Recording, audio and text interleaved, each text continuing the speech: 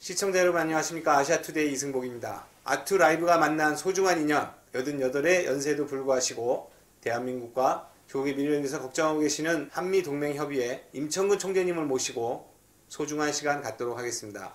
총재님 안녕하십니까. 안녕하세요. 예. 총재님 이렇게 귀한 시간 내주셔서 진심으로 감사드립니다. 네.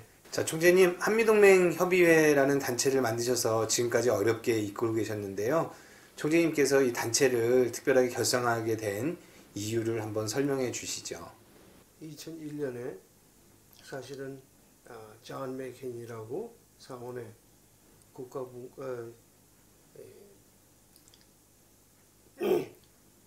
군사정보분과위원장인데 이 사람이 나와서 하는 얘기가 우리가 대한민국을 그렇게 도와줬는데 결과가 뭐냐고 각을 쓰는데 사실상 제가 지금이라도 있으면 찾아 들어갈 이런 형편이었습니다. 예. 한 번도 아니고 두 번을 그렇게 얘기했을 때 안 되겠구나. 한미동맹이 깨졌구나. 그래서 부시 대통령한테 의논해가지고 우리 대한민국을 버리지 마십시오. 우리 대한민국은 우리 미국하고의 동맹을 이어나가기를 아주 기원하고 있습니다. 근데 일부 무슨 문제들에 의해서 한미동맹을 없애려고 하는데 그것이 전체의 얘기가 아닙니다. 우리가 누구 때문에 우리가 먹고 살았습니까? 거리의 왕자요. 모두가 거지 떼들이었고 먹을 것도 없고 입을 것도 없을 때 먹여주고 입혀주고 사실 지금까지 이렇게 이끌어서 경제 대국까지 만들어줬는데 그렇게 미국하고 적을 만들려고 그런 게 아닙니다. 그래서 내가 민간 차원에서 한미동맹협의를 만들어야 되겠습니다. 했더니 심각하게 듣더니 좋다고. 그래서 사실은 한미동맹협의를 2001년에 만드는 것입니다. 그래서 오늘날까지 오면서 파란 곡절이지 많이 있었는데 첫째는 당신은 아무것도 할 게 없다. 지금 이 시점에서는 미국에 50개의 주가 있으니까 찾아다니면서 참전용사들을 만나라. 이 사람들 찾아다니면서 고맙습니다. 고맙습니다. 인사를 해라. 이래서 우리 한국을 버리지 않도록 이렇게 좀 해라. 그래서 대사도 내가 알기로는 13개의 주를 다니면서 했습니다. 한때는 1000명을 유교 참전용사를 초청을 해서 만찬을 열어줬습니다. 그때 한국 참전용사도 한 400명에서 1400명을 그렇게 해서 대대적으로 해준 적이 있습니다. 그리고 뉴욕의 타임스퀘어에서는 거기는 참 들어가기 힘든 그런 시간인데도 불구하고 만 3일 동안을 계속 우리 그 사회식 하는 거. 해병대 밴드를 우리가 초청을 해서 밴드도 이제 앞장서서 했습니다.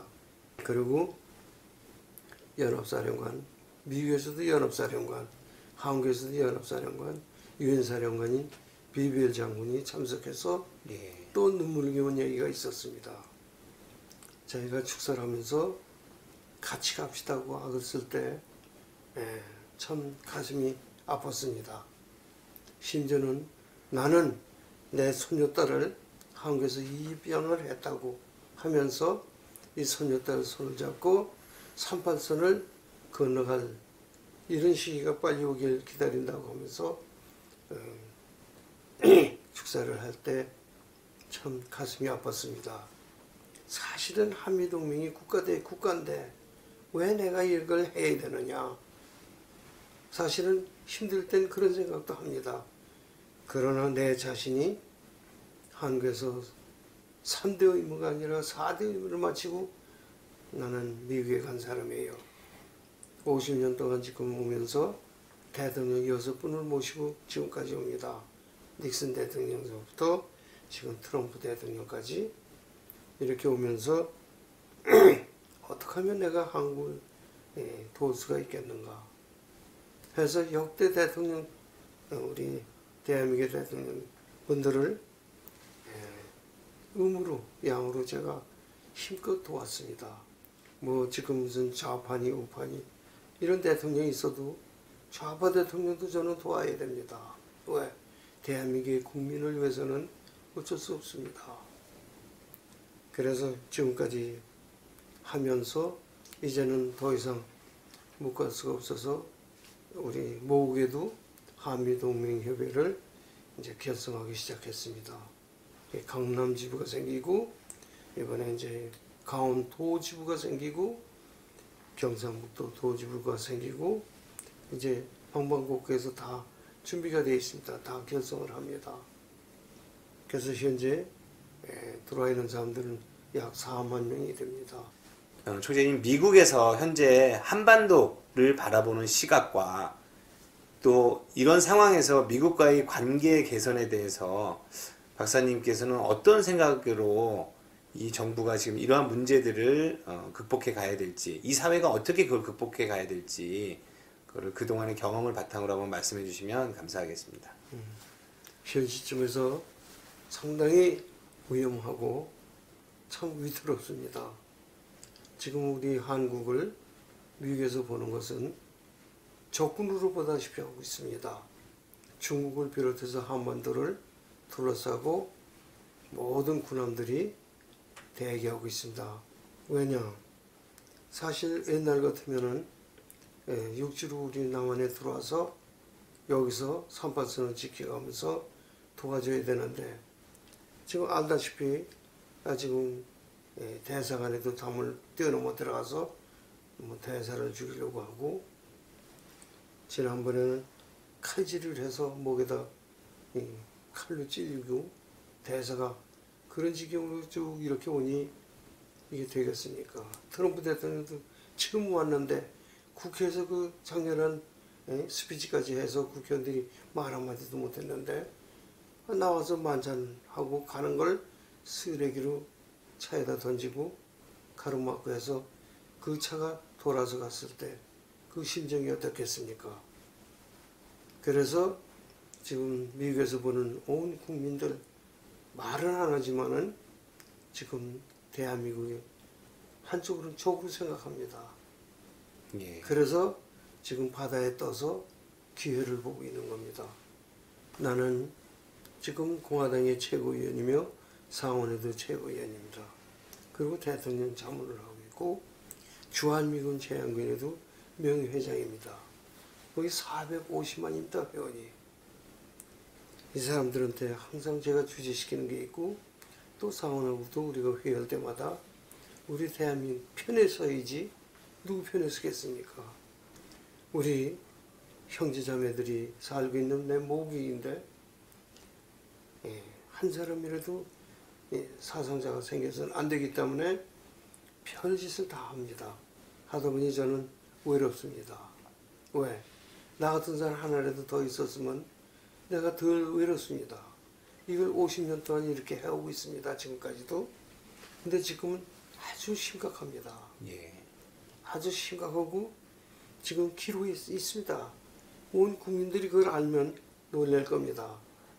내가 깊은 얘기는 더 이상은 할 수 없지만은 심각하다는 거는 알고들 계셔야 됩니다. 우리가 모의 전쟁을 부시 대통령, W 부시 대통령이 할 때 2번을 했습니다. 모의 전쟁 한다 그러면 무슨 북한하고 뭐 싸우는 북한은 그건 신경 쓰지도 않고 동북아시아가 전체 덤비고 예. 중동 전체가 덤비고 양쪽에서 덤비는 걸 모의 전쟁을 이렇게 합니다.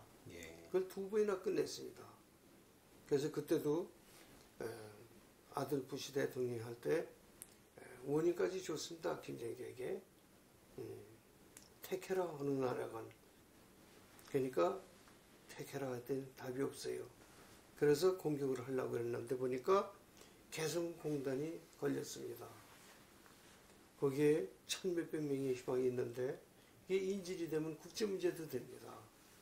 그래서 이명박 대통령 보고 철수시키라고 했는데 철수를 안 시켰어요.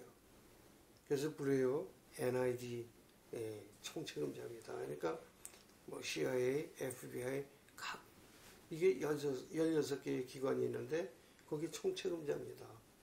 그런데 한국까지 와서 빨리 철수시키고 정신 차리라. 이걸 2번이나 했는데도 철수 안 시켰습니다. 그 다음에 현인택 장관이 와서 내가 그 얘기를 했습니다. 해서 거기서 하나씩 전부 철수시키기 시작을 해가지고, 그래서 그 타임이 다 이루어졌을 때 정권이 바뀌었습니다. 예. 바뀌자마자 나가 그래서 다 내쫓겨 왔습니다. 근데 이걸 또다시 집어넣습니다. 그래서 CNN에서 실망했다 이 타이틀 내가지고 뉴스가 막 나왔습니다. 이런 실정이니 미국에서 어떻게 해야 되겠습니까? 하지 말아야 될 짓들을 자꾸들 하니, 지난번에도 국무위원 전체 이부까지 가서 김정은이 그 어린애 앞에서 국무회의를 하다시피 하니 그거를 보고 미국에서 뭐라고 하겠습니까? 그게 화면에 다 떠서 다 나오니 이게 큰일이에요.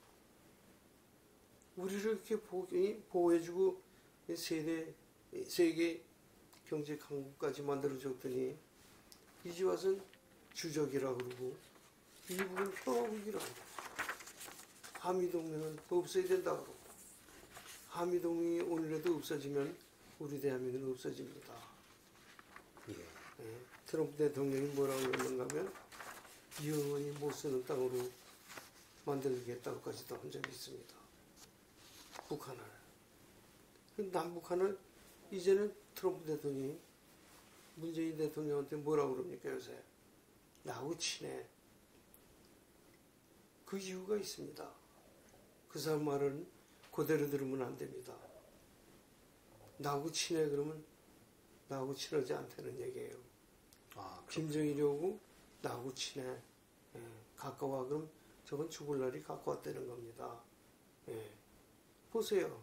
나하고 친해 그런지 불과 한 달도 안 돼서 문 대통령이 유엔 총회에 참석을 하는데 어떻게 국가원수가 왔는데 레카프트도 안 깔아주고 마중 나온 사람 한 사람도 없고, 그리고 경호실에서 쓰는 호송하는 차, 막 쓰는 차, 이런 차를 갖고 나와서 운전수 하나에다가 조수 둘만 나왔지 않습니까? 이런 대접을 받아야 되겠습니까? 영분하고 둘을 그 차에다가 타라고 그랬을 때 사실상 가슴이 아픕니다. 왜 이 지경이 됐느냐?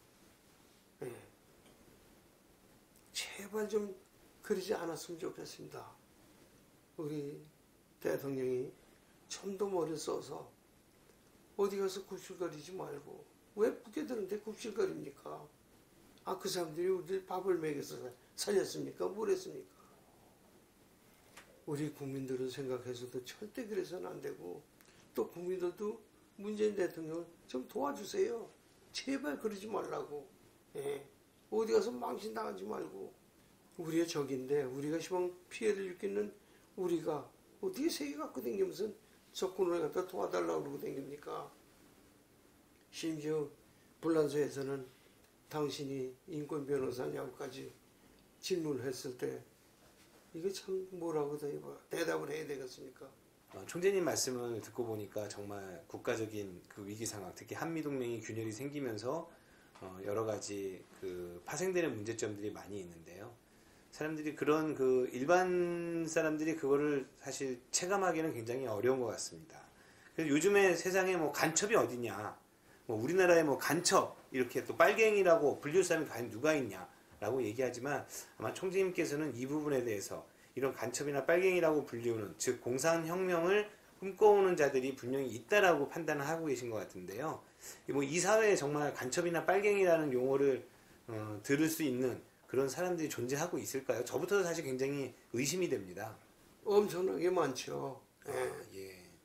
북한에서 여기 마음대로 들어오는데 이제 간첩이 필요 없죠. 그 사람들이 다 간첩이지.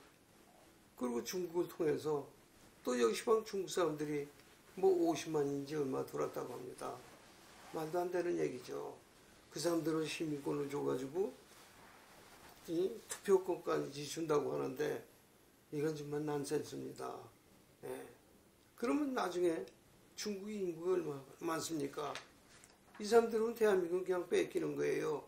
그 사람들이 대통령도 하고 그 사람들이 국회의원도 하고 다 합니다. 어쩌다 이 지경이 됐는지 는 모르겠습니다. 미국에서는 지금 트럼프 대통령이 좋아하는 것이 이제는 이 남한을 보호해야 될 필요가 없어요. 왜? 다 적군이니까. 김정은이 그렇게 가깝고 거기 가서 벌벌기기나 하고 수그리고 이런 정도니 뭐 똑같은 사람들인데 무슨 식별을 해서 도와주려고 하는 이 도와주려고 하는 마음이 다 없어지는 거예요. 그래서 지금 정책을 유엔 정책을 지금 쓰고 있잖아요. 전자권 뭐 연장해달라 뭐 하는데 전자권 자기네들이 가지면 뭐합니까? 우리 자문위원인 유변 장군이 뭐라고 그랬어요?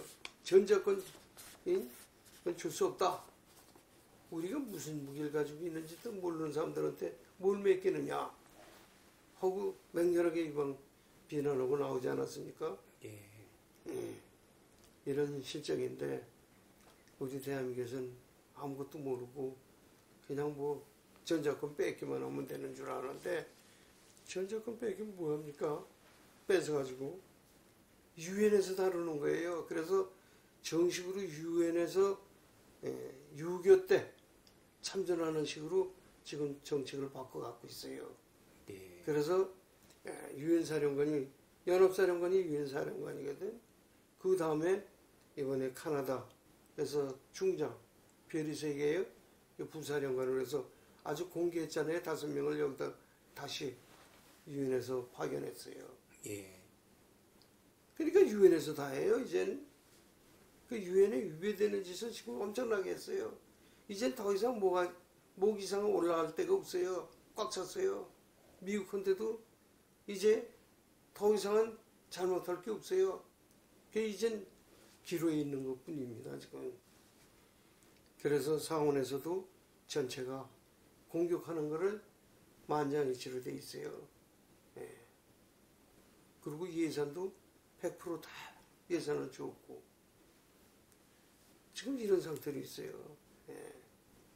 근데 국민들은 그것도 모르고 여행이나 다니고 그저 좋다고 그러고 다니는데 참 내가 와서 보니까 기가 막혀요.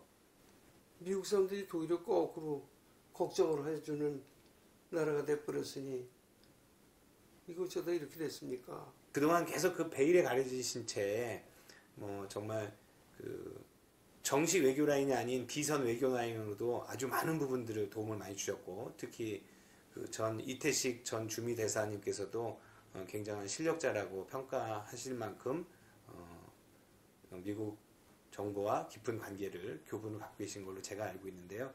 최근에 이제 모 정치인이 사실 미 대통령과의 그 만남을 주선하는 과정, 그 만남이 되는 와중에 이제 총재님에 대한 그 특별한 모습들이 세상에 조금씩 드러나게 됐습니다.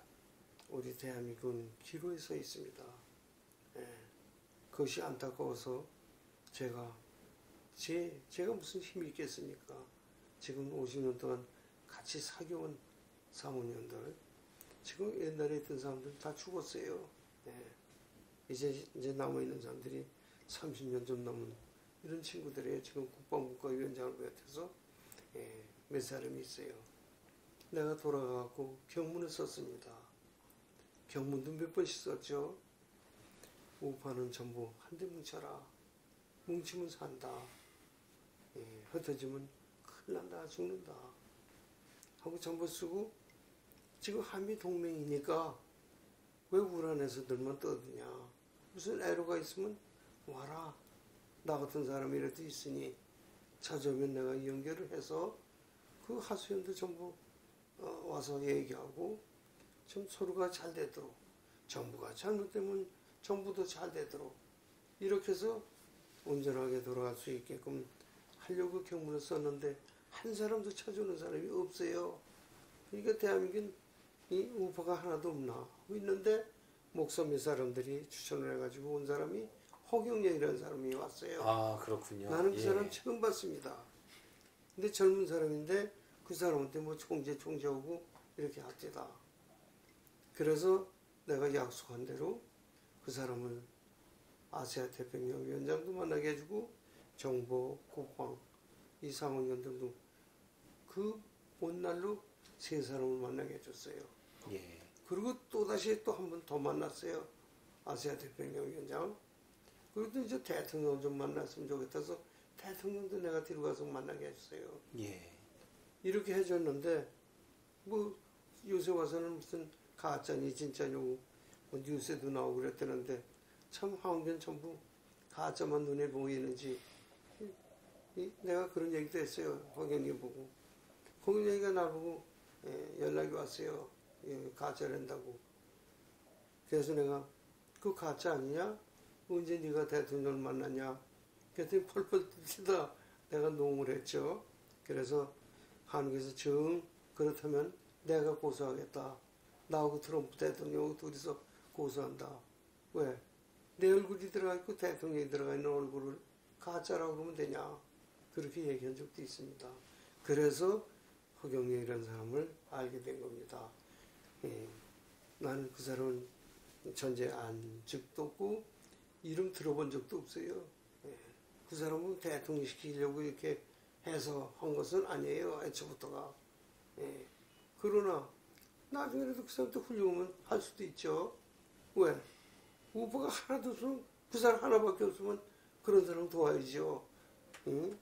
허담대 뭐 이 거리에 가는 사람이라도 우파라면 도와야죠. 그 대한민국을 올바로 세우겠다 그러면 현 정부가 잘못되는 게 있으면 고치도록 노력하다가 안 되면 어쩔 수 없잖아요. 바꿔야지. 근데 아직도 우파라고 온 사람들이 나에게 온 사람이 없어요. 그러면서 뒷말만 많아요. 예. 자기는 안 해주고 뭐 했다고. 나한테 온 적 하나도 없어요. 예. 요즘에 뭐 야당에서 사실 많이 왔죠. 그래서 지금 생각 중에 있어요. 예. 이제 나중에는 이름도 밝히고 내가 이제 확실하게 돕게 되면 그때는 이제 내가 확실하게 다 밝힐 겁니다. 그리고 상원이나 대통령한테도 다 보고하고 잘 되도록 하려고 그래요. 예. 총재님 앞으로 더욱더 건강하시고 또 우리 한미 간의 그 동맹, 뜨거운 혈맹을 유지하는데 건강이 가장 중요합니다. 그래서 건강하시고 더욱더 행복하시고 제가 또 기회되면 총재님 모시고 이런 뜨거운 인연 계속해서 이어가겠습니다. 총재님 오늘 말씀 진심으로 감사드립니다. 감사합니다. 예, 감사합니다.